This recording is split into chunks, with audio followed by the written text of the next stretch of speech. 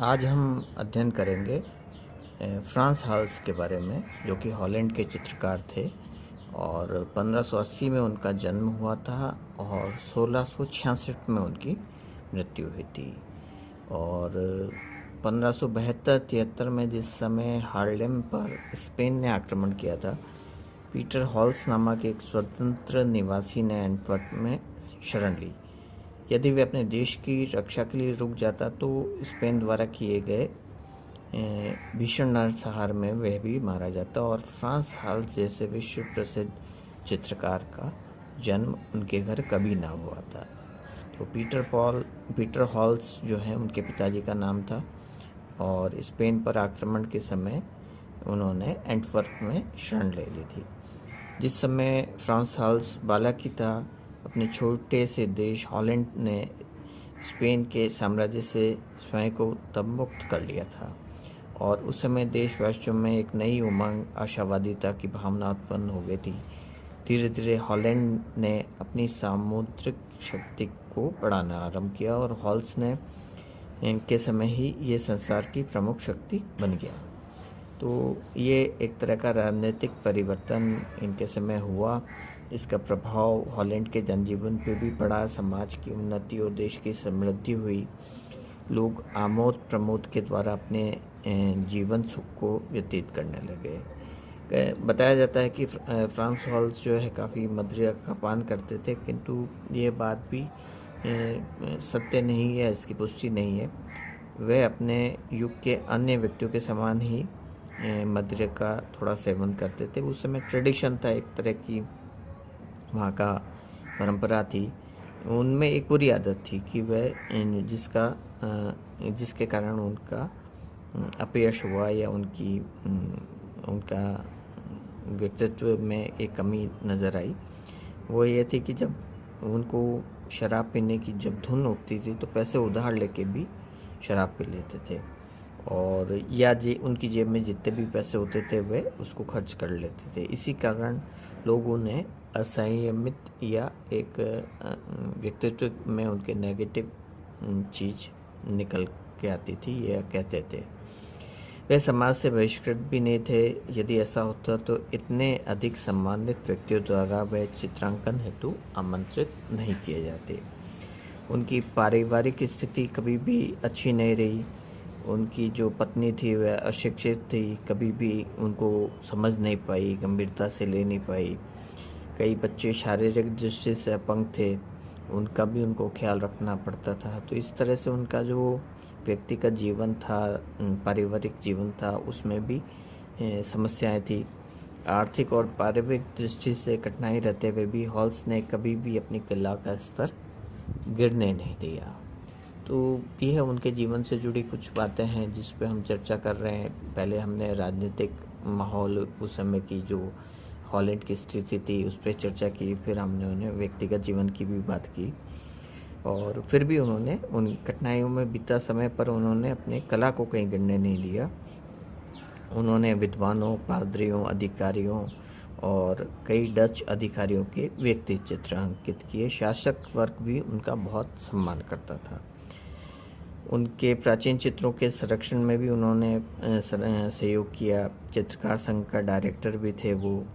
1644 में वह इसके डीन हो गए। वह राष्ट्रीय सेना के सार्जेंट भी रहे।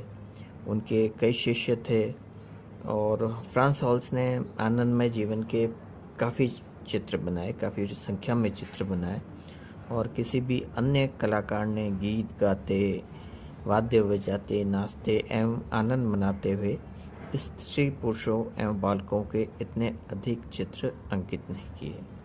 तो अगर इनके चित्रों की हम विषय की बात करते हैं, चित्रों के विषय की बात करते हैं, हम पाते हैं कि इन्होंने जीवन के आनंदमय क्षणों को उन्होंने चित्रों में उकेरा। नाचते गाते बजाते स्त्री पुरुषों को, समूह को, बालकों को चित्रित किया और उनके मन में सदैव ही इनके प्रति एक उत्साह बना रहा। और अगर हम इनकी चित्रांकन शैली की बात करते हैं तो बड़ी तेज़ी से ये काम करते थे, शीघ्रता से काम करते थे और इनको चित्र बनाने में समय अधिक नहीं लगता था। और लगभग 300 से अधिक विषयों चित्रों के बारे में हमें ज्ञात है, जो कि इन्होंने 55 वर्ष की अवधि में निर्मित किए। तो इसी से इन लोगों ने इन्हें चित्र बनाते हुए बहुत कम देखा था। मतलब इतनी तेज़ी से काम करते थे कि इनको चित्र बनाते हुए लोगों ने बहुत कम लोगों ने इनको चित्र बनाते हुए देखा। और जीवन के अंतिम दिनों में वो हार्लेम छोड़कर एम्स्टर्डम चले आए। वहाँ का जीवन इन्हें अच्छा लगा। यहाँ आके इनका व्यवसाय या जो कार्य था पेंटिंग बेचने का, वो भी थोड़ा प्रभावित हुआ। ऋण चुकाने के लिए इन्होंने अपने चित्र दूसरों को देने पड़े। 60 तथा 70 वर्ष की आयु में ऋणदाताओं ने इन पर अभियोग चलाए, इनके ऊपर केसेस कर दिए, क्योंकि इनकी जो एक प्रवृत्ति थी कि ये बहुत मतलब जब इनको मदिरा पान या शराब पीने की आवश्यकता होती थी तो जेब के सारे पैसे वो उसमें लगा देते थे या लोगों से उधार ले लेते थे। तो इस तरह जो ऋणदाता थे जिनसे ऋण लिया था इन्होंने, तो उन्होंने इस पर केस कर दिया। इतने पर भी वह बहुत अधिक व्यय करते थे और इसके बाद भी नहीं माने और खर्चे करते रहे। और एक चित्र में स्वयं को और पत्नी को राजसी ठाठ बाट में चित्रित किया है। इससे ज्ञात होता है कि वह कितना व्यय करते। काफ़ी खर्चीले स्वभाव के थे, शाही जीवन व्यतीत करना चाहते थे। लगभग 80 वर्ष की आयु में इनका निधन हो गया। निर्धन हो गए और इनके मित्र और ग्राहक भी उनको भूल गए। और अपनी आर्थिक स्थिति सुधारने के लिए कला की शिक्षा देने का आरंभ किया। आंद्रे ब्रोवर तथा एजे वॉन ओस्टेट उनके शिष्यों में से हैं। 1552 के करीब उन्होंने ऋणदाताओं ने तंग आकर उन्होंने ऋणदाताओं से परेशान हो गए और 10 वर्ष पश्चात नगर परिषद से आर्थिक सहायता मांगी। कुछ लोन लिया उन्होंने नगर परिषद से और उन्हें कुछ धन मिल गया। 2 वर्ष बाद वापस वही स्थिति खराब हो गई, उनकी आर्थिक स्थिति। इस समय नगर के अधिकारियों ने कुछ नगद धनराशि दी और उसके हेतु एक पेंशन निश्चित कर दी। तो आर्थिक रूप से सहायता उस समय जो नगर के अधिकारी थे उन्होंने की। इसी अवस्था में लगभग 2 वर्ष और जीवित रहे। मृत्यु के उपरांत राजकीय व्यय पर 1666 में हार्लेम के प्रमुख चर्च में उनको दफना दिया गया। तो इस तरह से इनकी जो आर्थिक स्थिति है वो खराब रही, क्योंकि बहुत अधिक व्यय करते थे। अंतिम दिनों में वह 2 विशाल समूह चित्रों पर कार्य कर रहे थे। इनमें से एक स्थान पर द ओल्ड मेन्स एम हाउस के पुरुष शासकों और दूसरे में स्त्रियों का अंकन है। दोनों चित्रों को सरलता, ओज व टेक्निक की सर्वत्र प्रशंसा की। तो ये इनके अंतिम चित्र है जिसमें 2 विशाल समूह चित्र ओल्ड मैन एम हाउस, जिसमें एक में तो पुरुष शासक, दूसरे में स्त्रियों का अंकन है। हॉल्स की कला को समझने से पूर्व उस पृष्ठभूमि पर ध्यान रखना आवश्यक है जिसमें वे कार्य कर रहे थे।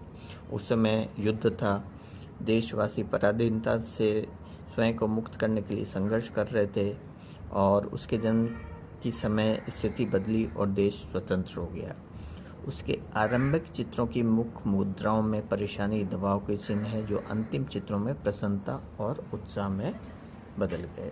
तो इस तरह से उनका जो जीवन काल है उसमें राजनीतिक जो परिवर्तन हुए, जो युद्ध था और युद्ध के समय के उनके चित्र जो है वो संघर्ष के रहे और जब उनका युद्ध खत्म हो गया तब उनके चित्रों के विषय प्रसन्नता और उल्लास में बदल गए।